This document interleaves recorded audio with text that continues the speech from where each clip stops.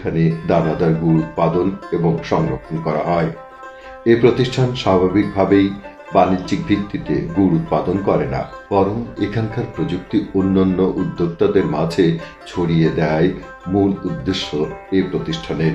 সেই লক্ষ্যে এই গুড় উৎপাদন কৌশলের উপর কৃষকদের প্রশিক্ষণ প্রদান করা হয়েছে। এতে উদ্যোক্তারা এই প্রযুক্তি ব্যবহার করে ভোক্তাদের কাছে স্বাস্থ্যসম্মত ঝরঝরে গুড় সরবরাহ করতে পারবে বলে আশা করা হচ্ছে। এই গুড়ের মধ্যে নানান রকম ভিটামিন মিনারেলস এবং রিবোফ্লোবিন যেটা আছে, নায়াসিন, ভিটামিন সি ইত্যাদি অনেক জিনিসগুলো আছে। তো সেই জিনিসগুলোর ক্ষেত্রে চিন্তা করলে আমরা কিন্তু গুড় খেতে হবে। তো সেই গুড়টা হইতে হবে আমাদের মানে একদম হাইড্রোস মুক্ত স্বাস্থ্যসম্মত পায়ে। আসলে আমাদের বাংলাদেশের এখন মানে চাহিদা মানে চাষাবাদের এরিয়া কিন্তু অনেক কমে আসছে, আমাদের জনসংখ্যা অনেক বৃদ্ধি হচ্ছে। তারপরেও আমরা কিন্তু কৃষিতে আজকে স্বয়ংসম্পূর্ণ।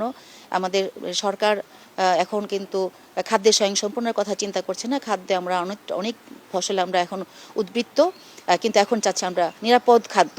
সেই নিরাপদ খাদ্যের মধ্যে আমরা Bangladesh sugar crop research institute আমাদের যেটুকু আমরা তৈরি করতেছি, আমাদের বিভিন্ন ফসল আছে, গুড়ের খেজুরের গুড়, তালের গুড়, তারপরে মধু, আখের গুড়। আমরা চেষ্টা করতেছি যে আমাদের প্রতিষ্ঠানের পক্ষ থেকে আমরা কিভাবে বাংলাদেশকে আমরা নিরাপদ গুড় বা খাদ্যটা আমরা জনগণের মাধ্যমে সরবরাহ করতে পারি।